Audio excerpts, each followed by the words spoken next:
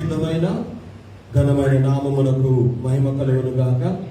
ప్రభునందు ప్రియమైన క్రైస్తవ సహోదరి సహోదరులందరికీ నిజామాబాద్ జిల్లా డిచ్పల్లి మండలం పోలీస్ క్యాంపులో ఉన్నటువంటి ఫెయిత్ బ్యాప్టిస్ట్ చర్చ్ సంఘపక్షంగా మరి ప్రభువైన యేసుక్రీస్తు నామములో మీకు శుభములు. అదేవిధంగా మీతో కలిసి ఈ విధంగా మరొకసారి దేవుని వాక్యాన్ని చదవడానికి, దేవుని వాక్యాన్ని నేర్చుకోవడానికి, దేవుని సన్నిధిలో ఆనందించడానికి మరి ప్రభు మన జీవితాల్లో దయచేసిన మరొక అవకాశాన్ని బట్టి, ఈ చక్కని సమయాన్ని బట్టి నేను ఎంతగానో సంతోషిస్తూ ఉన్నాను. గత కొన్ని రోజులుగా మనము నిర్గమకాండం యొక్క ధ్యానాలు మనం చేస్తూ వస్తూ ఉంటున్నాము.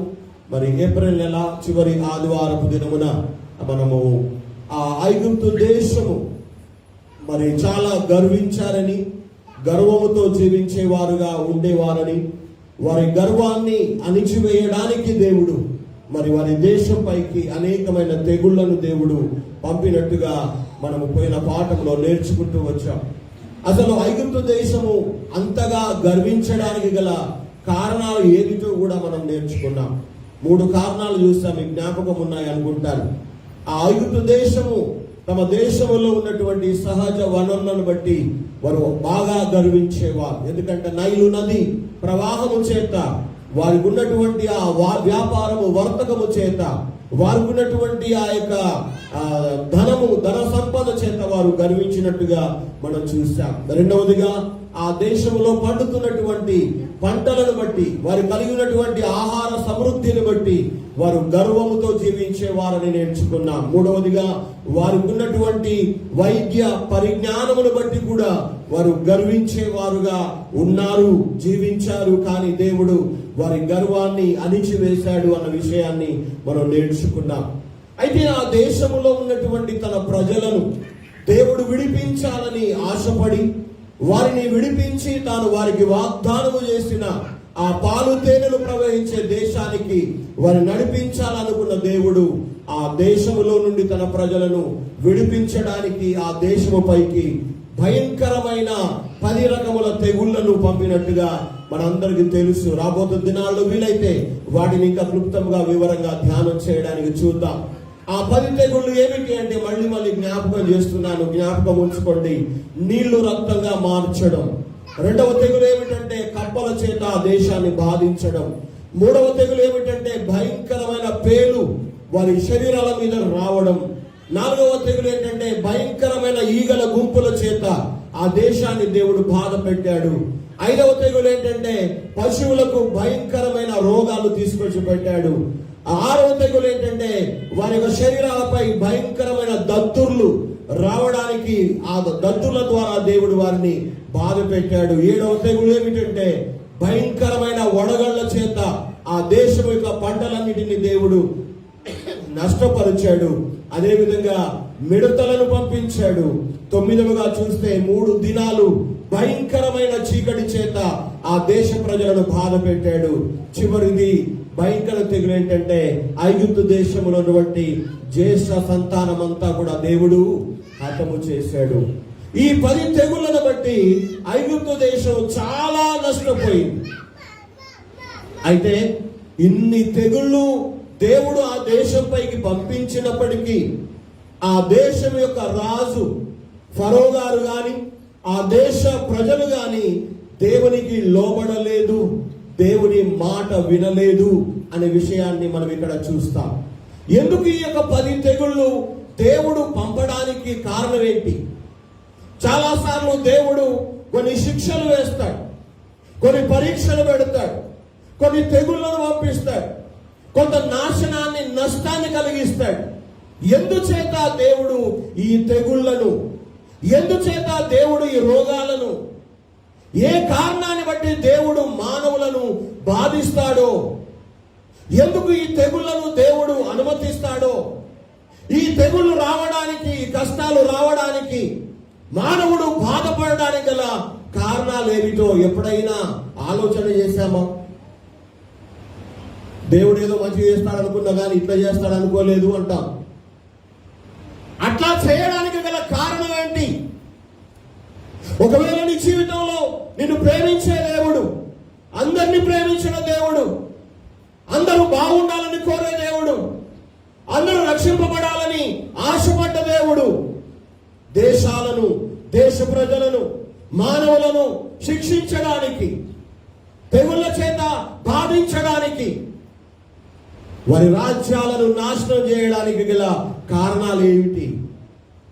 ప్రాముఖ్యమైన 3 కారణాలు ఉన్నాయి. ఐగుప్తు దేశాన్ని దేవుడు నాశనం చేయడానికి, ఈ 10 తెగుళ్ళ చేత బాధించడానికి, ఆ దేశము చాలా నష్టపోవడానికి గల కారణాలు, ప్రాముఖ్యమైన 3 కారణాలు ఉన్నాయి. ఈ రోజున ఆ 3 కారణాలను మనం ధ్యానం చేయబోతున్నాం. జాగ్రత్తగా దేవుని వాక్యముల నుండి తెగుళ్ళు రావడానికి గల కారణాలు ఏమిటి? ఇప్పుడు కూడా చాలా తెగుళ్ళు ఉన్నాయి కదా, మందులకు కూడా లొంగడంలా. ఇంతకుముందు మున్సిపాలిటీ వాళ్ళు, పంచాయత్ వాళ్ళు దోమల మందు మోరెల మీద చల్లిపోయేవాళ్ళు. దోమలు కొన్ని రోజులు ఉండేవి కావు. కానీ ఇప్పుడు ఆశ్చర్యం ఏంటో తెలుసా? ఎన్ని దోమల మందులు కొట్టినా, ఎన్ని ఆల్అవుట్లు పెట్టినా పడుతున్నాయి, కానీ కాసేపటి మళ్ళీ ఆ దోమలు లేస్తూ ఉన్నాయి. ఎందుకో తెలుసా? మందులకు కూడా దోమలు అలవాటు పడిపోయాయి. మనుషులు ఎలా మందులకు అలవాటు పడ్డారో, ప్రాణులు కూడా మందులకు అలవాటు పడిపోయాయి. తెగుళ్ళు ఎక్కడ చూసినా కష్టాలు, తెగుళ్ళు, వ్యాధులు, బాధలు, మందులకు కూడా లొంగనటువంటి జబ్బులు ప్రపంచవ్యాప్తంగా కూడా తాండవం చేస్తా ఉన్నాయి. కారణాలు ఏంటి? దయచేసి ఐగుప్తు దేశం పైకి 10 తెగుళ్ళు దేవుడు పంపడానికి గల కారణాల్లో మొదటి కారణం, నిర్గమకాండము 9వ అధ్యాయము 14వ వచనాన్ని మనం చూద్దాం. సమస్త భూమిలో నా వంటి వారెవరునూ లేరని నీవు తెలుసుకొనవలనని ఈసారి నేను నా తెగుళ్ళన్నీ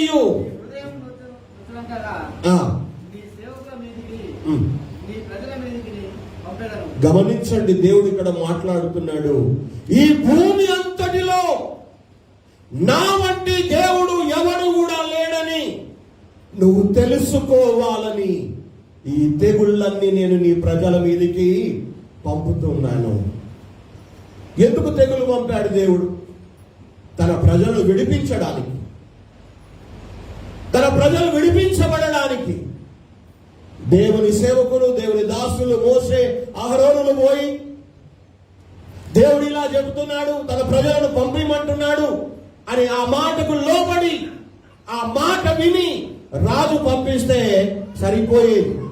కానీ ఫరో అలా చేయలేదు.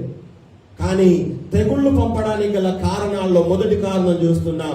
సమస్త భూమిలో నా వంటి వారెవరు లేరని నీవు తెలుసుకోవాలని ఈ తెగుళ్ళని నేను నీ ప్రజల మీదకి పంపుతూ ఉన్నాను.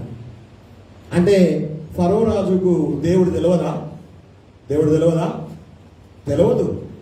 నిజమైన దేవుడెవరో రాజైన ఫరోకు తెలియదు. అందుకే 5వ అధ్యాయంలో మనం చూస్తాము, మోషే వెళ్ళి దేవుడు యెహోవా తన ప్రజలను తను ఆరాధించడానికి పంపిమంటున్నాడు అని చెప్పినప్పుడు, నేను ఆయన మాట వినడానికి యెహోవా ఎవరు? ఆ యెహోవా నాకు తెలియదు, నేను ఎరుగను అని చెప్పాడు. అవునా? మనకు తెలుసు ఆ మాట. అంటే నిజమైన దేవుడు ఎవరో తెలుసుకోవడానికి దేవుడు తెగుళ్లను భూమి మీదకి అనుమతిస్తాడు. ఈ లోకంలో ఆనాడు కూడా మరి ఐగుప్తు ప్రజలకు అనేక రకములైన దేవతలు ఉన్నారు, దేవుళ్ళు ఉన్నారు, దైవాలు ఉన్నారు, పూజించే దేవుళ్ళు ఉన్నారు, ఆరాధించే దేవుళ్ళు ఉన్నారు. కానీ ఇక్కడ అంటున్నాడు, సమస్త భూమిలో నా వంటి దేవుడు ఎవరు కూడా లేరని నువ్వు తెలుసుకోవడానికి ఈ తెగుళ్ళన్నీ నేను నీ మీదకి పంపుతున్నాను అంటున్నాడు. అంటే ఫరో రాజుకు, ఫరో రాజ్యంలో ఉన్న ప్రజలకు రకరకాల దేవుళ్ళు తెలుసు, కానీ భూమిని ఆకాశాన్ని సృజించిన నిజమైన దేవుడు ఎవరు వారికి తెలియదు. తెలుసుకునే అవకాశం దేవుడు ఇచ్చాడు, తను తాను పరిచయం చేసుకున్నాడు. కానీ ఫరో రాజు ఆ మాటను నమ్మకపోగా ఆ నిజమైన దేవుడు ఎవరో తెలుసుకున్నంత వరకు తెలుసుకోవాలని, ఆ దేవుడు ఎవరో గ్రహించాలని, ఆ దేవుడు ఎలాంటి వాడో తెలుసుకోవాలని ఆ గ్రహింపు కొరకు ఈ 10 రకములైన తెగుళ్లను దేవుడు ఐగుప్తు దేశం మీదకు పంపినట్టుగా దేవుడే తన మాట ద్వారా మనతో స్పష్టంగా మాట్లాడుతున్నాడు. ఈ మాటలు వింటున్న నీకు ఏమర్థం అవుతుంది?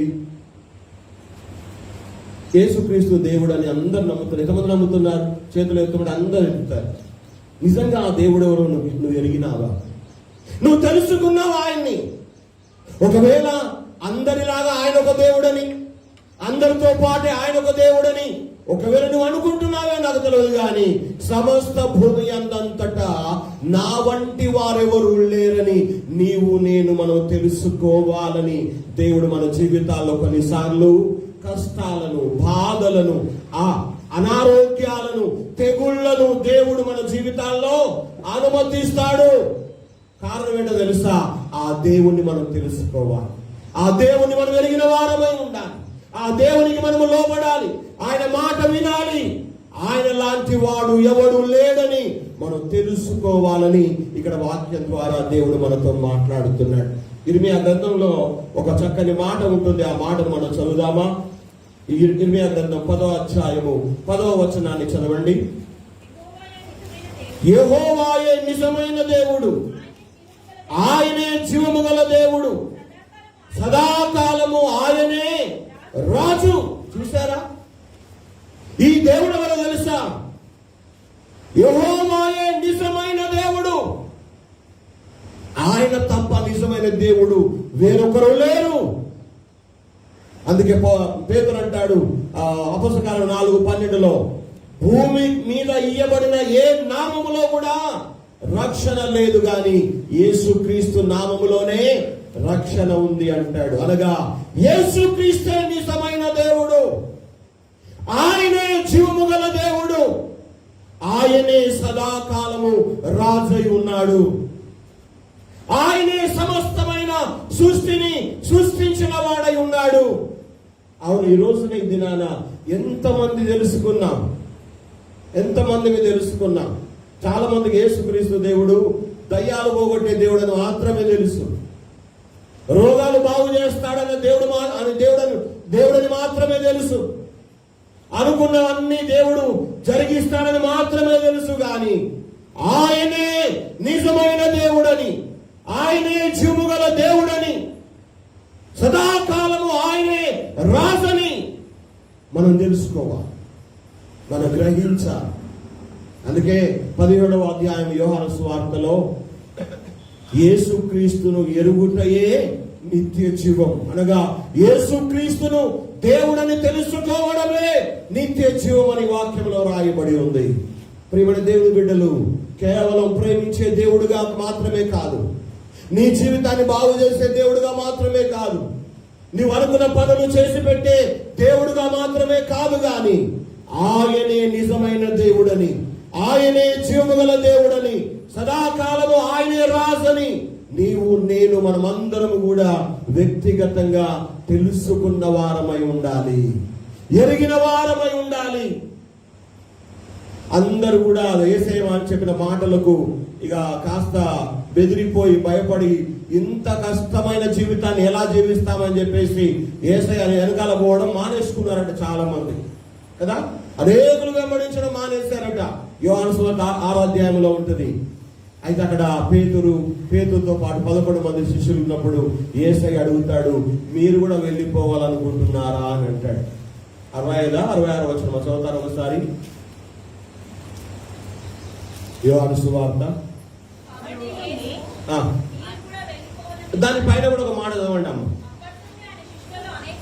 అప్పటి నుండి యేసయ్య శిష్యుల్లో అనేకులు వెనుక తీసి మరి ఎన్నడూ ఆయనను వెంబడించలేదు.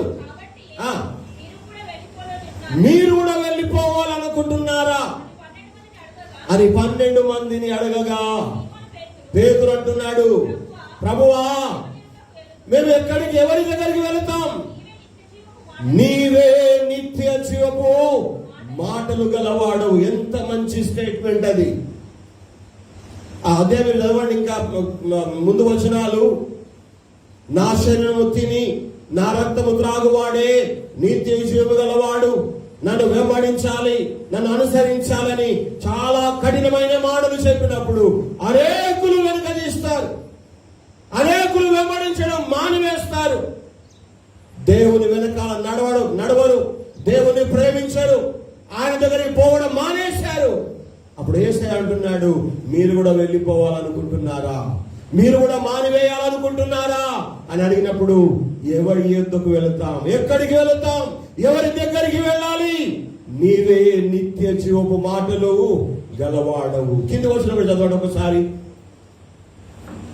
నీవే దేవుని పరిశుద్ధుడవని మేము విశ్వసించి ఎరిగి ఉన్నామని ఆయనతో చెప్పాను. అందుకు యేసు, నేను మిమ్మల్ని 12 ఏర్పరచుకొనలేదు, మీలో ఒకడు సాతాను. చాలు, అంటే నీవే నిజమైన దేవుడవని మేము విశ్వసిస్తున్నాము, మేము తెలుసుకున్నాము, మేము గ్రహించాము అని పేతురుతో పాటు 12 మంది శిష్యులు అక్కడ మాట్లాడినప్పుడు ఆయన అంటాడు, నేను 12 మందిని ఏర్పరుచుకున్నాను కానీ మీలో ఒకడు సాతాను అని అన్నాడు. ఎందుకు ఈ మాట జ్ఞాపకం చేస్తున్నానంటే, నిజమైన దేవుడు ఎవరో తెలుసుకొనకపోవడాన్ని బట్టి దేవుడు తెగుళ్లను రాజ్యాల మీదకి అనుమతిస్తాడు. బహుశా ఈ కరోనా మహమ్మారి గత 3 సంవత్సరాలుగా ప్రపంచాన్ని అతలాకుతలం చేసేస్తుంది. కారణం ఏంటి అంటే, ఇంకా నిజమైన దేవుడైన యేసు ప్రభువును తెలుసుకోలేని చాలా మంది ఇంకా ఈ లోకంలో ఉన్నారు.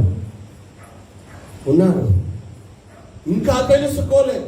నిజమైన దేవుడెవరో తెలుసుకోనందువల్ల ఆ ఐగుప్తు దేశం పైకి దేవుడు 10 తెగుళ్లను పంపినట్టుగా మనం చూస్తూ ఉన్నాం. కీర్తనకారుడు కూడా ఒక సత్యాన్ని రాస్తాడు. 100వ కీర్తన 3వ వచనం.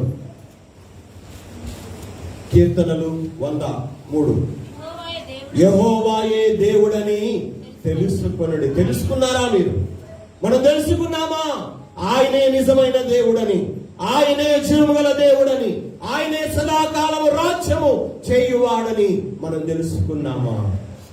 11 మంది శిష్యులు ఆ సత్యాన్ని తెలుసుకున్నారు. కానీ ఫరో రాజు, ఆ రాజ్యంలో ఉన్న ప్రజలు తెలుసుకోనందువల్ల ఈ సత్యాన్ని గ్రహించడానికి దేవుడు ఈ తెగుళ్లను ఐగుప్తు దేశం మీదకు పంపించాడు. బహుశా నువ్వు ఏదైనా బాధ చేత బాధపడుతున్నావేమో, ఏదైనా కరువు చేత బాధపడుతున్నావేమో, ఏదైనా కష్టములు కొనసాగుతున్నావేమో, ఇంకా నీ జీవితంలో యేసుక్రీస్తును పరిపూర్ణంగా తెలుసుకోకపోతే, ఇంకా నువ్వు ఆయన గ్రహించకపోతే, ఈ రోజైనా ఆయనే నిజమైన దేవుడని, ఆయనే జీవముగల దేవుడని, సదాకాలం ఆయనే రాజని తెలుసుకొని గ్రహించి ఆయన దగ్గరగా నువ్వు వస్తే నీ జీవితాన్ని దేవుడు బాగు చేస్తాడని నేను ఇక్కడ మీకు జ్ఞాపకం చేస్తున్నా.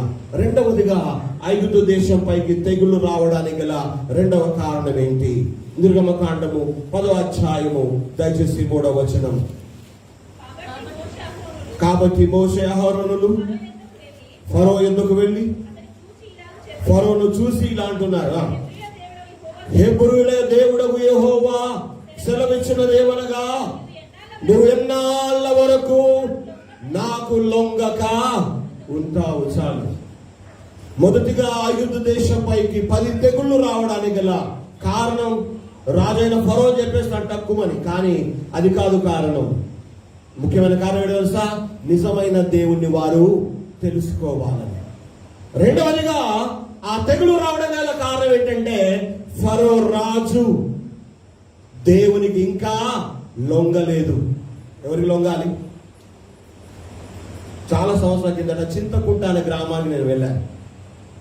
అక్కడ ఒక మాజీ సర్పంచ్ ఉండేవాడు. ఆయన పేరుకు మాత్రమే క్రైస్తవుడు. అలా చుట్టాలందరూ మందిరానికి వెళ్ళే వాళ్ళు, ఆరాధించే వాళ్ళు, కానీ ఆయనకు మారుమనసు రక్షణ లేదు. దాదాపుగా వెంట్రుకలన్నీ తెల్లగా అయిపోయినాయి. ఆయన ఎందుకో తెలియదు కానీ ఒకసారి వాళ్ళ ఊరి పక్కన పెద్ద ఏటి కాలువ వారుతా ఉంటుంది. మంచి ఈతగాడంట ఆయన. ఒకరోజు స్నానం చేద్దామని ఆ కాలువలో దిగాడు. ఈత కూడా పని చేయలేదు, కొట్టుకొని పోతున్నాడు, ఏం అందడం లేదు. ఇక ప్రాణం పోతుంది అనుకున్న సమయంలో యేసయ్యా నన్ను కాపాడు అని ప్రార్థన చేశాడట. అద్భుతంగా దేవుడు కాపాడినాడు. మరునాడు మరి అదే వారంలో ఆయన మారు మనసు పొంది రక్షింపబడి బాప్సము తీసుకున్నాడు.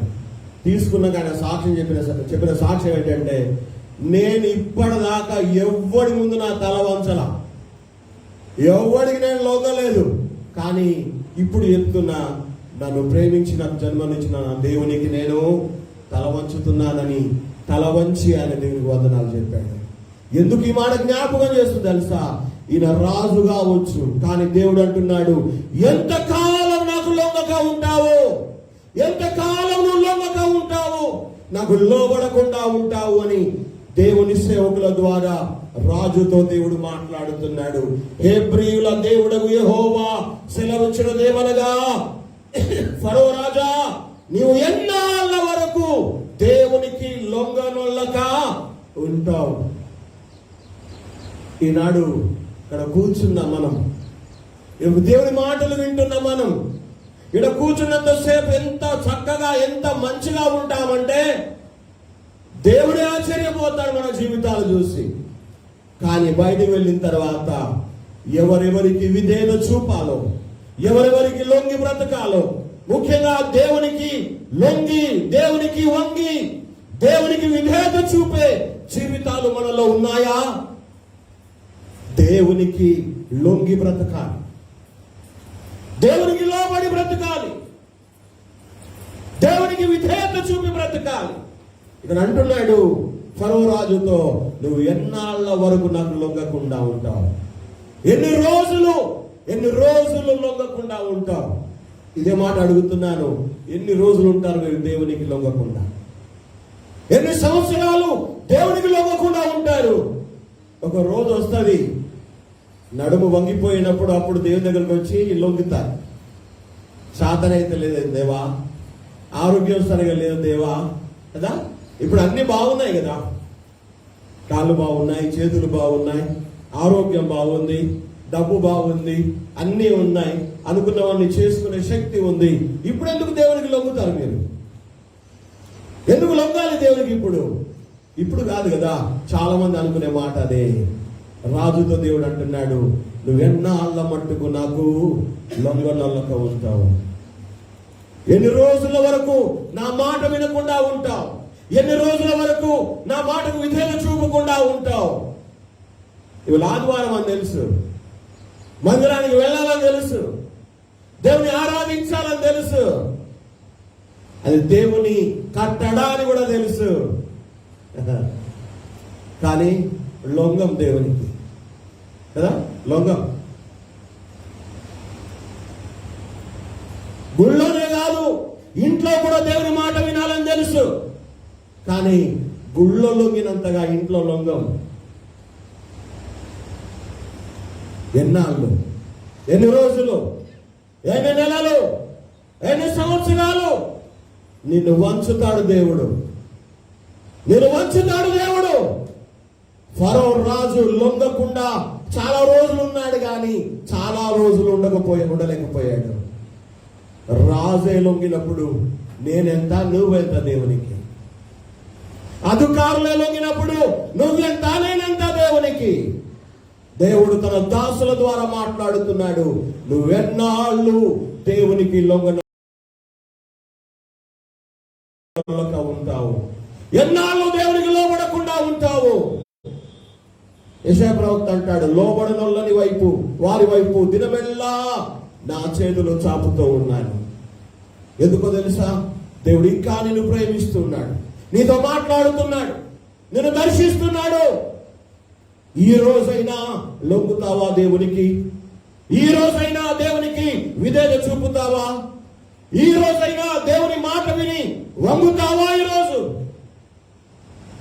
ఈ రోజున నువ్వు వంగకపోతే తెగుళ్ళ మీద తెగుళ్ళు, కష్టము వెంబడి కష్టము, నష్టము తర్వాత నష్టము, బాధ తర్వాత బాధ, వేదన తర్వాత వేదన నువ్వు పొందే రోజులు ఉంటాయి. జాగ్రత్త సుమా, జాగ్రత్త పడదాం. నిజమైన దేవుడు ఎవరో తెలుసుకునడానికి దేవుడు తెగుళ్లను పంపిస్తాడు, కష్టాల పాలు చేస్తాడు, బాధల పాలు చేస్తాడు, ఇబ్బందుల పాలు చేస్తాడు, రోగాల పాలు చేస్తాడు. రెండవదిగా దేవుడు ఎందుకు బాధలు పెడతాడు, ఎందుకు కష్టాలు తెచ్చి పెడతాడు, ఎందుకు సమస్యలు తెచ్చి పెడతాడంటే మన జీవితాల్లో దేవునికి లొంగాలని, మనము దేవునికి లోబడాలని, మనము దేవునికి విధేయత చూపాలని, దేవుని మాటకు లోబడి దేవుని మాట చొప్పున మనం బ్రతికే వారంగా ఉండాలని దేవుడు మన జీవితాల్లో కొన్నిసార్లు సమస్యలకు మనల్ని గురి చేస్తాడు. అవును, దేవుడు ఎన్నో సార్లు మోషే ద్వారా హెచ్చరిస్తూ వచ్చాడు, కానీ ఫరో వినలేదు, దేవుని మాటకు లోబడలేదు. నిజమే, దేవుని మాటకు మనము లోబడుతున్నామా, లొంగుతున్నామా? ఒకవేళ లొంగడము లేదంటే దేవుని కోపానికి తప్పకుండా గురి కావలసి వస్తుంది. జాగ్రత్త పడు. వడగండ్లు పడతాయి అని ఆ మోషే ద్వారా దేవుడు చెప్తున్న సందర్భంలో ఆ ఐగుప్తు దేశ ప్రజలు కూడా ఆ మాట, దేవుని మాట విన్నారట కొంతమంది. చూద్దామా? నిర్గమకాండం 9వ అధ్యాయం, నిర్గమకాండం 9వ అధ్యాయం 19 నుండి 2 వచనాలు చదవండి.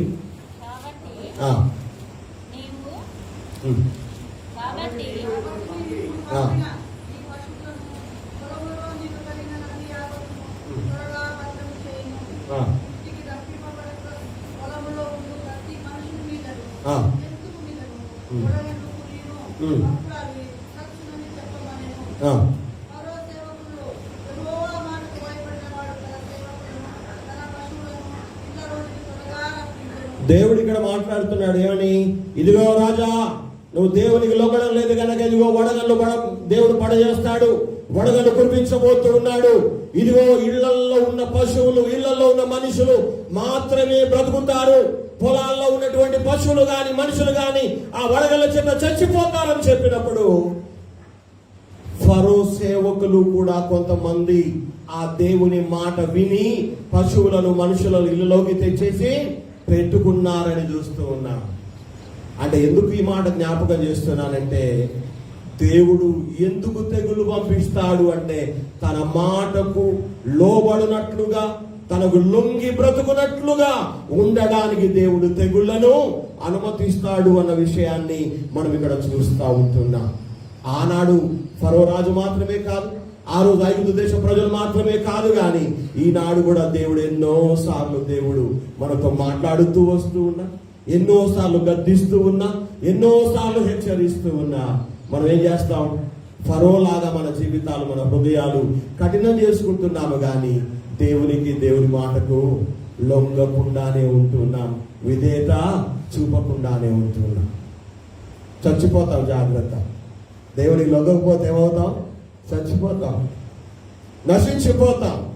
తప్పించేవాడు ఎవరు ఉండడు, కాపాడేవాడు ఎవరు ఉండడు. అందుకే ఇర్మియా ద్వారా దేవుడు ఆనాటి ప్రజలతో మాట్లాడుతాడు తెలుసా? ఇర్మియా గ్రంథం 22వ అధ్యాయం, ఇర్మియా గ్రంథం 22వ అధ్యాయం 22వ వచనం చదువుతారా? నీ క్షేమ కాలములో నేను నీతో మాట్లాడితిని గాని నేను వినను అని నీ వంటివి. నా మాట వినకపోవుటే.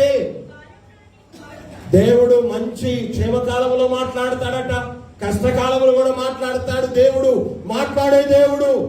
నీ క్షేమకాలంలో నీతో మాట్లాడుతుంది, కానీ మనం ఏమంటాం? మేము వినం, మేము లోబడం, మేము దేవునికి లొంగం. నా మాట వినకపోవడం ఎప్పటి నుంచి అలవాటట మనకు? బచ్పన్ నుంచి అలవాటు. అది ఏది అలవాటు? మాట వినకపోవడమే అలవాటు మనకు. మాట వినడం అలవాటు ఉందా? ఇంట్లో వాళ్ళ మాట వినం, కన్న తల్లిదండ్రుల మాట వినం, స్కూళ్ళలో టీచర్ల మాట వినం, పెద్దలు చెప్తే వినం, ఆఖరికి జన్మని దేవుడు చెప్పినా మనం వినం. నీ క్షేమకాలంలో నీతో మాట్లాడుతూ వచ్చాను, కానీ నువ్వు వినను అని అన్నావు. నా మాట వినకపోవడమే నీకు చిన్నప్పటి నుంచి అలవాటు. ఇక అలవాటు అది ఎట్లా అలవాటు అయితే ఎట్లా పోతుంది? పోదు కదా. చాలా మంది అంటారు అలవాటు అయిపోయింది సార్. ఏది అలవాటు చేస్తే అది అలవాటు అయింది కదా. ఏది అలవాటు చేస్తే అది అలవాటు అయింది. పుట్టిన పిల్లలు తీసుకుపోయి కొద్దిగా అప్పుడప్పుడే మాటలు వస్తున్నాయి అనుకోండి, రావట్లేదు అనుకోండి, తీసుకుపోయి అడవిలో వదిలిపెట్టి 10 సంవత్సరాల పోండి, వాడికి మాటలు రావు. ఓకేయా? రావు. ఎందుకు? బిడ్డలు గిరికేసి పశువులేమో అరుస్తూ ఉంటాయి, అవే వింటాడు, అవే నేర్చుకుంటాడు, కానీ మాటలు రావు. అలవాటు అయిపోదు. ఈరోజు దేవుని బిడ్డలుగా మనకు కూడా అలవాటు అయిపోయింది. ఏంటో తెలుసా? అర్ధగంట 30 గంట మాట్లాడతాడు, నోరు వస్తుంది, ఊరుకుంటాడు, ఆమె అవతల వెళ్ళిపోవచ్చు. దేవుడు కూడా మాట్లాడతాడు, తర్వాత గమ్మున ఉంటాడు. వింటే విందా, లేకపోతే లేదు అన్నట్టుగా అలవాటు అయిపోయింది మనకి. కానీ జాగ్రత్త సుమా, దేవుడు తెగుళ్ళు ఎందుకు పంపుతాడు అంటే, మొదటిగా నిజమైన దేవుణ్ణి తెలుసుకోవడానికి తెగులు పంపుతాడు. రెండవదిగా మనము దేవునికి లొంగి బ్రతకడానికి దేవుడే పంపుతాడు. తెగుళ్లను పంపుతాడు, కష్టాలను పంపుతాడు, సమస్యలను పంపుతాడు, కొన్నిసార్లు రోగాలు కూడా ఇస్తాడు, జబ్బులు కూడా ఇస్తాడు. అవన్నిటి ద్వారా మనం దేవునికి లొంగాలని. మూడవ కారణం కూడా చూద్దామా? తెగుళ్ళు రావడానికి గల మొదటి కారణం, నిజమైన దేవుడు ఎవరో తెలుసుకోలేదు కనుక ఆ దేశం మీద తెగుళ్ళు వచ్చాయి. రెండవదిగా తెగులు రావడానికి కారణం ఏంటంటే, దేవుని మాటకు దేవునికి లొంగలేదు కనుక తెగుళ్ళు వచ్చాయి. మూడవది, నిర్గమకాండము 9వ అధ్యాయము 27వ వచనం చదువుదాం.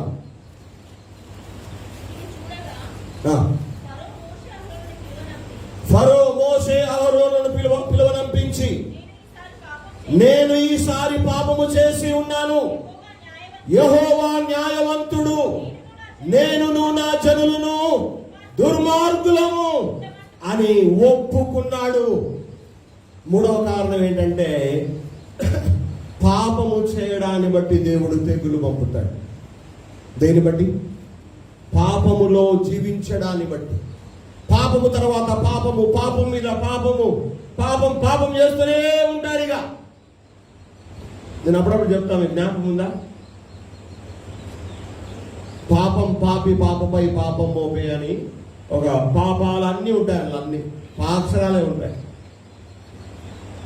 ఎందుకు ఈ మాట అంటున్నాడు? ఫరో ఆ తెగుళ్లకు తట్టుకోలేక మోషే అహరోనును పిలిపించి అంటున్నాడు, నేను పాపము చేశాను, మేము పాపము చేసిన వాళ్ళం, మేము పాపములో ఉన్న వాళ్ళం, మేము పాపులము అని వాళ్ళు ఒప్పుకుంటున్నారు, పాపము చేశామని ఒప్పుకుంటున్నారు. అంటే తెగుళ్ళు రావడానికి గల మూడవ కారణం ఏంటంటే, పాపములో జీవించడం, పాపము చేయడము. తప్పు అని తెలిసి తప్పును చేయడం అది నేరం అవుతుంది, తప్పు కాదని. తప్పు అని తెలిసి తప్పును చేయడం అవుతుంది, నేరం అవుతుంది, తప్పు కాదని. చాలా మంది తప్పు చేసాము అంటారు, కాదు, అది నేరం అవుతుంది. తప్పుని తెలిసి తప్పును చేస్తే అది నేరం అవుతుంది, ఆ నేరానికి శిక్ష ఉంటుంది. తెలియక చేస్తే దాన్ని తప్పు అంటారు, అవునా? తెలిసి చేస్తే కూడా తప్పు అంటారా? చెప్పాలి. తెలియక చేస్తే తప్పు అంటారు, తప్పు అని తెలిసి చేస్తే నేరమే, దానికి శిక్ష ఉంటుంది.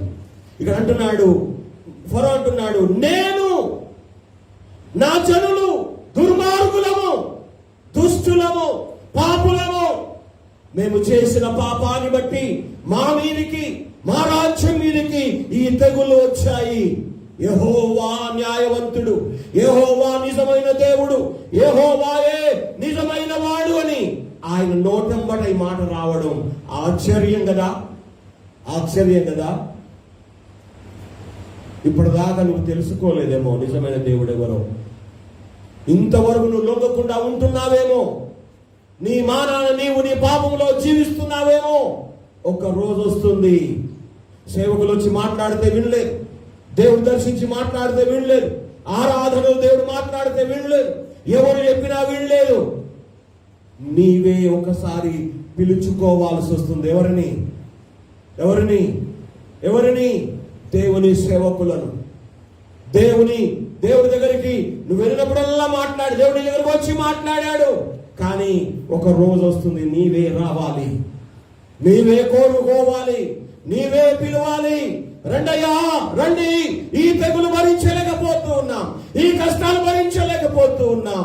నేను నా జనులు దుర్మార్గులము, దుష్టులము, పాపులము, పాపము చేశాము.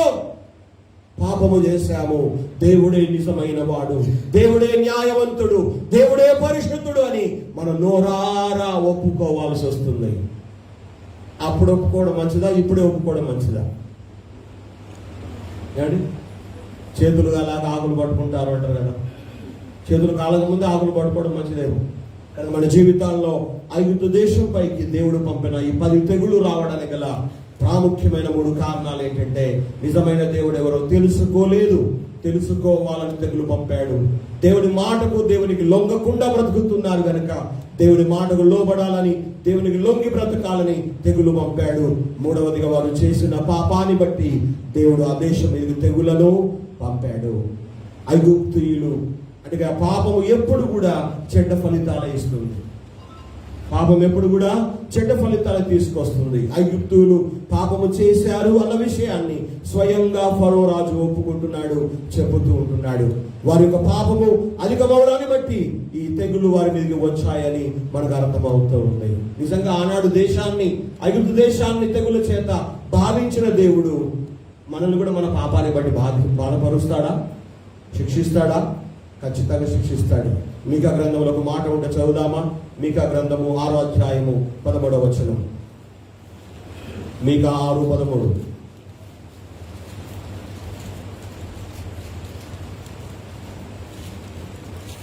మీకా గ్రంథం 6:13. కాబట్టి నీవు బాగుపడకుండా నిన్ను పాడు చేసి, నేను నీ పాపములను బట్టి నిన్ను పాడు చేసి మొత్తుదును. నువ్వు బాగుపడకుండా నేను నీ పాపములను బట్టి నిన్ను పాడు చేసి మొత్తుదును. మొత్తుదుడు అంటే మొత్తుదును. గోడకి చదువుతాను చూడ, ఒకసారి ఒక కోపం వచ్చి తట్టుకోలేక పానం ఉన్న చూడరు, పోయి చూడరు. ఇంకా అది మొత్తడం అంటే, మొత్తడం అంటే అది మన హైదరాబాద్లో అనుకుంటాం కదా, అక్కడ ఏరియా అది. ఒక ముస్లిం అమ్మాయి హిందువులు పెళ్లి చేసుకుందంట. భయపడి ఆల్రెడీ ఆంధ్రాలో ఒక కొన్నేళ్ళు దాక్కుని వచ్చారు. వచ్చిన సంగతి పసిగట్టాడు ఆ అమ్మాయి వాళ్ళ అన్నగారు, తర్వాత వాళ్ళ బంధువులు ముస్లిమ్స్. సాయంకాలం వేళ కాపు కాశారు, కత్తులేసి నరికేసేసారు రోడ్డు మీదే. ఎందుకు ఈ మాట జ్ఞాపకం చేస్తానంటే, దేవుడు అంటున్నాడు, కాబట్టి నీవు బాగుపడకుండా నేను నీ పాపములను బట్టి నిన్ను పాడు చేసి నిన్ను మొత్తుతాను. దేవుడు మొత్తితే తిక్కురు మన కూడా చావాలా. మనుషులైనా కాలు మొక్తా అంటే విడిచిపెడతారేమో, కానీ దేవుడు ఒకవేళ తలుచుకుంటే పీక పట్టుకున్నాడు అనుకో, ఎవడు విడిపించాలా? దేవుడు మొత్తితే ఎవడు బాగు చేయలేడు. మరి నువ్వు బాగుపడకుండా నిన్ను మొత్తుతాను అంటున్నాడు దేవుడు. మన జీవితాలు ఎవడు బాగు చేస్తాడు? ఇంకా మన బ్రతుకులు ఎవడు బాగు చేస్తాడు? మన కుటుంబాలు ఎవడు బాగు చేస్తాడు? మన భవిష్యత్తును ఎవడు బాగు చేస్తాడు?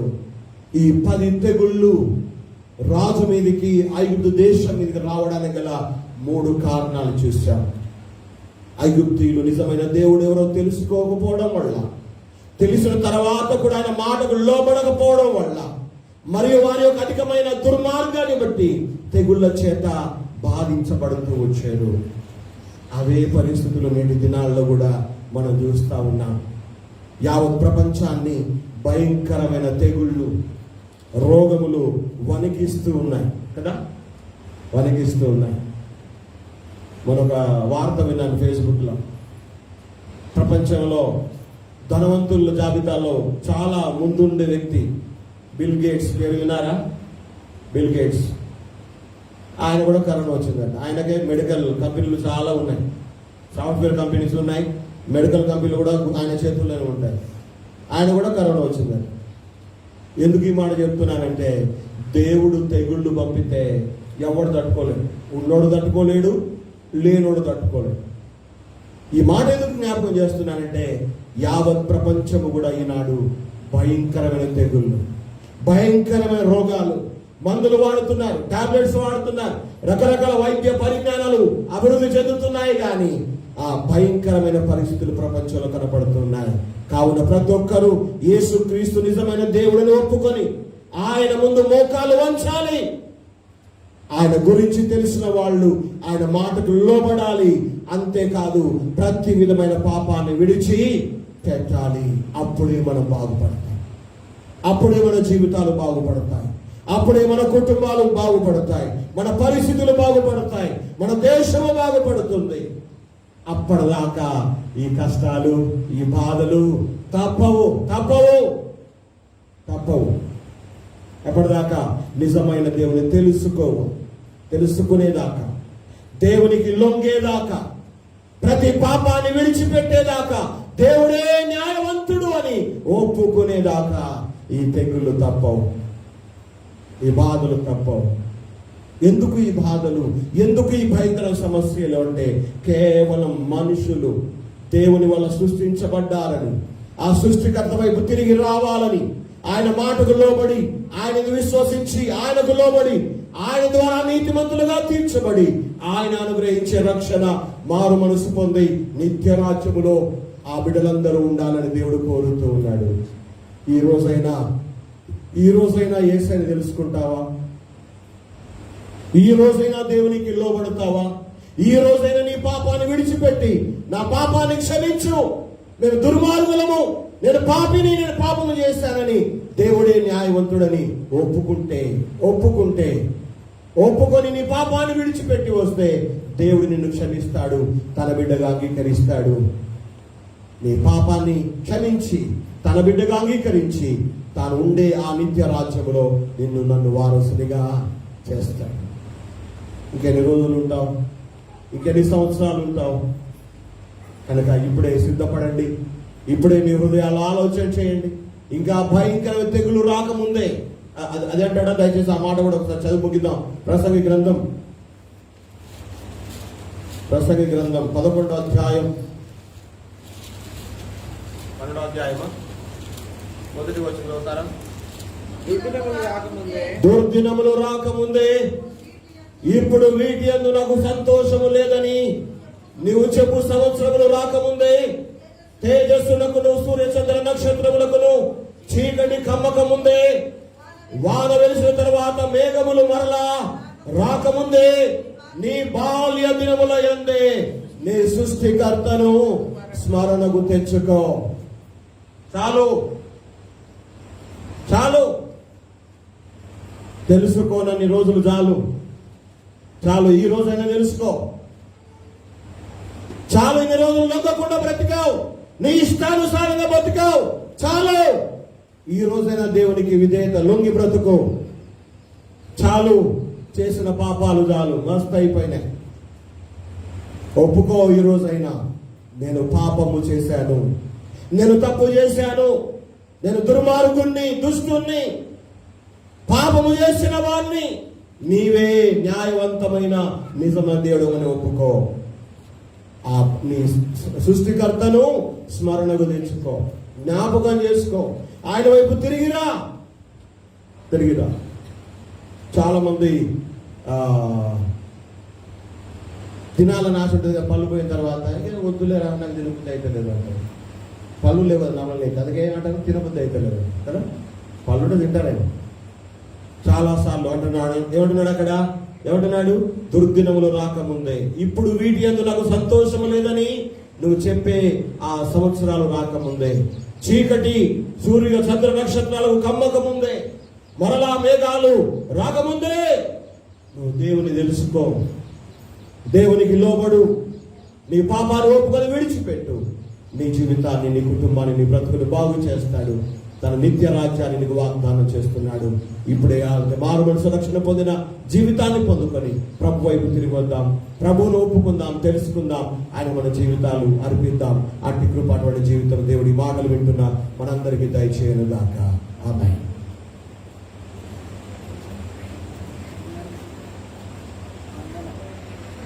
దయచేసి అందరూ లేచి నిలబడండి. ఒక పాట పాడుతున్న కాదు సమర్పించుకుందాం. అందరూ లేచి నిలబడండి.